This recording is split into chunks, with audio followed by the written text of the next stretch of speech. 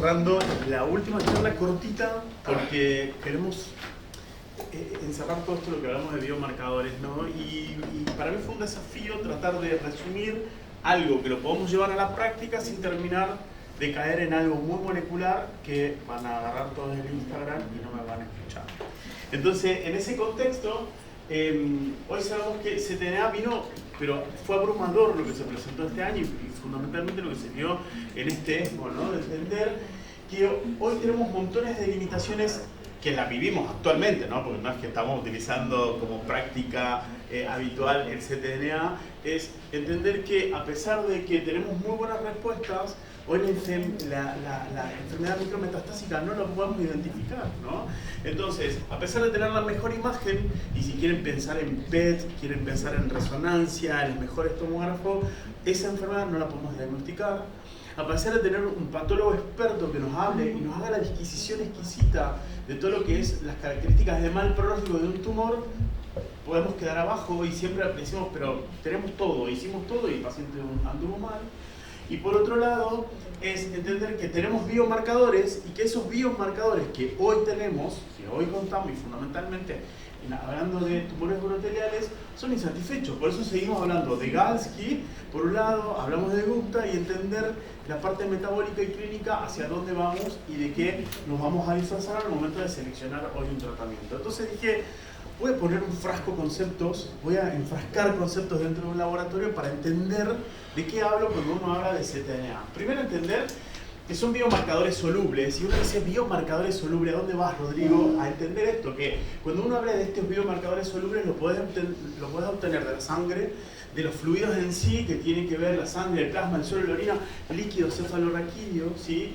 Que de esta manera cierro mi primer concepto y decir que también pueden ser medibles, y que ser medibles significa que cualquier agente externo que nosotros tengamos en el cuerpo, como por ejemplo el tumor, lo puede expresar. Entonces, si yo voy a sacarte sangre o te hago un análisis de alguno de tus fluidos y tenés un tumor, lo puedo identificar con un grado de sensibilidad y especificidad que lo vamos a ir logrando a medida que vamos obteniendo la técnica y de qué es lo que estudiamos. Y por otro lado, para cerrar este concepto de por qué tenemos que ir a buscar biomarcadores solubles, y la oncología está mudando para ahí, ¿sí? Porque son básicamente no invasivos y podemos con facilidad repetirlo. No estamos hablando de plata, ¿no? Si vemos plata tenemos un problema. Pero ir a sacar un tubo de sangre es muy fácil. Y de esta manera podemos decir, listo, tengo un biomarcador soluble que yo voy a ir a identificar a este paciente y me voy a posicionar en qué escenario estoy y para qué lo voy a utilizar. En ese contexto uno dice, bueno, listo, perfecto, entendí hacia dónde vas, ¿por qué deberíamos buscar CTNA? Pero tan solo con estos biomarcadores solubles hablamos de CTNA, y no hablamos solamente de CTNA, sino hablamos de todo esto, ¿no? ARN, CTA, axomas, proteínas tumorales, que uno dice, listo, perfecto, ya tengo todo lo que voy a ver de acá. Tengo otras situaciones, ver qué concepto tiene hoy, entender estos marcadores solubles buscando una firma inmune. ¿Cuál es el candidato ideal para inmunoterapia? Hoy lo tenemos, no. Hoy pensamos en PDL1, sí o no, insatisfecho, no medimos igual, todo sigue siendo muy volátil, muy suelto, ¿no? Por otro lado, entendemos que hoy, que derive de un huésped y entender que ese paciente tiene un tumor y que yo lo voy a ir a identificar para establecer un seguimiento, me ayuda a tener algo que yo puedo seguirlo desde un punto de vista que en este caso sea el ctDNA. Y por otro lado, entender que hoy empezamos a hablar de todo este concepto nuevo, que es hablar del microbioma tumoral y de todo ese ecosistema que hace que cómo se va a expresar tu enfermedad, cómo va a responder tu enfermedad y de qué manera, de esta manera, establecemos este ecosistema para darle una aplicabilidad clínica.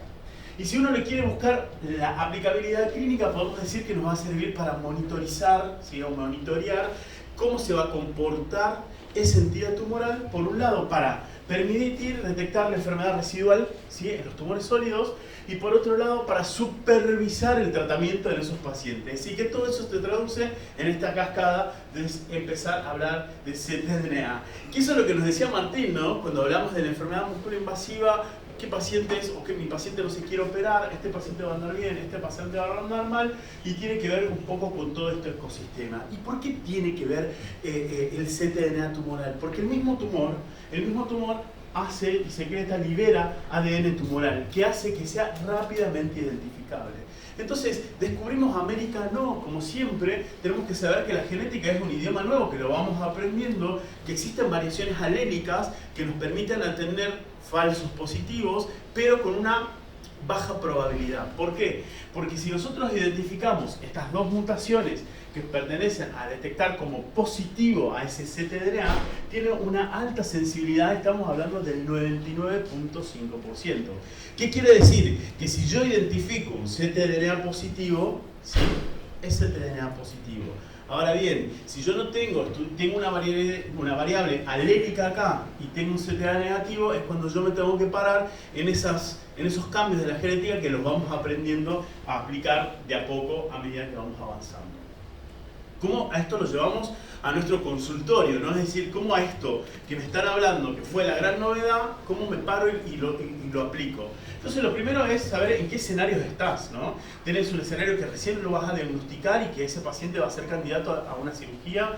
¿Querés hablar de las respuestas de este paciente o querés hablar del seguimiento? Entonces, ¿mi paciente necesita o no tratamiento? Es una de las preguntas que uno se puede llegar a hacer. Después, ¿mi paciente está haciendo una recurrencia temprana? Es otra pregunta que a nosotros nos gustaría responder con este biomarcador. Y por otro lado, ¿está funcionando el tratamiento con esto? Entonces, ¿puedo negativizar ese ADN, ese ctDNA que lo encontré y de esta manera decir, che, andás bien o definitivamente acá está haciendo algo y necesito optimizar todo lo que es la respuesta a mi tratamiento? Entonces, si uno lo tiene que poner en claro cuál es la aplicación que nosotros le vamos a dar desde el punto de vista clínico, es esto, ¿no? Monitorizar la respuesta a la neoadjuvancia, hablando de tumores urotheliales, la evaluación de la enfermedad micrometastásica, cuando ese paciente va a la cirugía, hablar del monitoreo de la recurrencia y por su lado la evaluación de la efectividad del tratamiento de la inmunoterapia.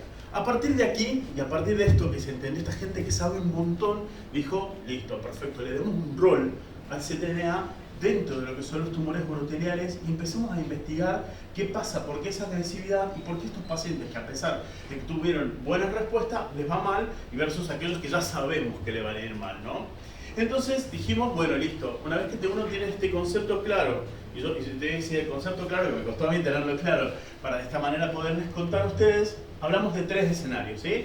La enfermedad localizada, que les contó Martín, la enfermedad metastásica en primera línea, los que les conté yo, y la enfermedad refractaria, que les contó Juan Pablo, ¿sí? Para decir, hoy genómica, hoy tenemos que hablar de genómica, ya no hablamos de la histología, de ganglio, no ganglio, hígado, no hígado, ¿sí? Ya sabemos cómo se va a comportar esos pacientes, sino hoy dónde estamos parados y cómo sabemos que ese paciente se va a comportar. Hoy la aplicabilidad clínica la tenemos acá. Bueno, salió mal la animación, se tenían que borrar las otras, que es la primera y segunda línea. Más allá de lo que contaba Juan Pablo, de FGFR, de hablar de GER, de TROP y todo lo demás, hoy sabemos que nosotros tenemos la enfermedad localizada como la gran aplicabilidad. Lo vimos representado en estos tres estudios, ¿no? En lo que fue el INVIGOR, el Ambassador y el Checkmate 274, y por supuesto en lo que dejaba Niágara con estos resultados tan prometedores con esa terapia sándwich de decir, hacemos quimio-inmuno, operamos y continuamos con inmuno para ver las respuestas de estos pacientes. Entonces, ¿qué es lo que se logró con el INVIGOR? ¿Sí? Demostrar que los pacientes ctDNA positivos, por supuesto, les va mal, versus a aquellos pacientes ctDNA negativos que les va muy bien. Ahora, había un intermedio en estas dos curvas, que era esto, ¿no? Hablar de qué pasaba cuando los pacientes posoperatorios y posquirúrgicos tenían un ctDNA positivo. ¿Cómo podríamos lograr revertir el pronóstico de estos pacientes? Sí, con esta maniobra de hacer atezolizumab podríamos impactar positivamente. ¿Y qué es lo que se informaba en ESMO? Porque impactó en supervivencia libre de progresión, como así en supervivencia global, ¿sí? Por supuesto, a los mejores pacientes, o a los pacientes que les va a ir súper bien, van a ser a los pacientes ctDNA negativos, ¿sí? Donde nosotros usamos negativo, le hacemos a la cirugía negativo, y es cuando empezaban también a evaluarse qué impacto tendría o no potenciar el tratamiento, ¿no? Hacer una hiperselección de estos pacientes y ver a quién vamos a potenciar estos tratamientos. Entonces, nuevamente se presentaban estas curvas y decíamos, listo, perfecto, esa estrategia es positiva y mejoraba supervivencia libre de enfermedad y supervivencia global con el agregado de atezo. Entonces, como conclusión, que nos dejaba de INVIGOR es decir esto, ¿no? La positividad del ctDNA habla del alto riesgo de estos pacientes. A tener un seguimiento con ctDNA nos puede llegar a predecir inclusive 90 días previos que ese paciente va a progresar. No podemos ponerle días, pero bueno, es aproximadamente lo que se vio en estos días, y que la negativización de ese PCR, una vez que nosotros tomamos esta maniobra de atezolizumab, nuevamente le otorgaba a este paciente esa gran ventaja de volver a impactar en lo que era supervivencia global. Lo mismo nos dejaba Niágara, ¿no? Porque dijimos, bueno, ¿qué pasó con Niágara? Si fueron tan positivos los resultados, veremos qué pasaba con los ctDNA negativos, ctDNA positivos. Ya queda claro que ser ctDNA negativo tenés mejor pronóstico.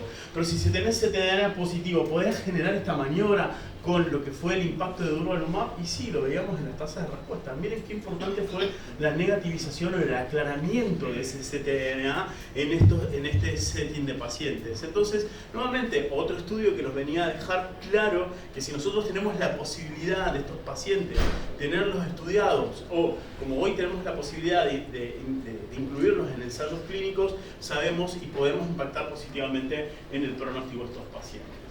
Teníamos este estudio que todavía está reclutando, que es el estudio Modern, habla de cómo vamos a potenciar estos pacientes. ¿Por qué? Porque el problema ya está resuelto. CTA negativo te va bien, CTA positivo te hago inmuno y te tendría que ir bien, ¿sí? Pero ¿con qué te hago inmuno? ¿Sí? Es una de las respuestas que nos va a dejar este estudio para ver el número de ciclos, la cantidad de ciclos, de esta manera para buscar esa hiperselección y rescatar a esos pacientes que nosotros hablábamos mal pronóstico. Les dije que iba a ser cortito, así no los aburría con ctDNA. Entonces, como parte de estas conclusiones, creo que hoy el uso o la aplicación clínica que nosotros le vamos a dar es en busca de la enfermedad mínima residual, hablar básicamente para supervisar los tratamientos, buscar esa recurrencia temprana, entender que es un biomarcador básicamente de mal pronóstico si está presente, que hoy las estrategias que tenemos es actuar y potenciar la inmunoterapia fundamentalmente en estos pacientes ctDNA positivo, y que la negativización, el aclaramiento de estos pacientes le otorga nuevamente ese impacto en supervivencia global. Hoy la práctica lo tenemos, en Argentina lo tenemos, entonces bueno, sería como una buena práctica poder llegar a utilizar. Muchas gracias.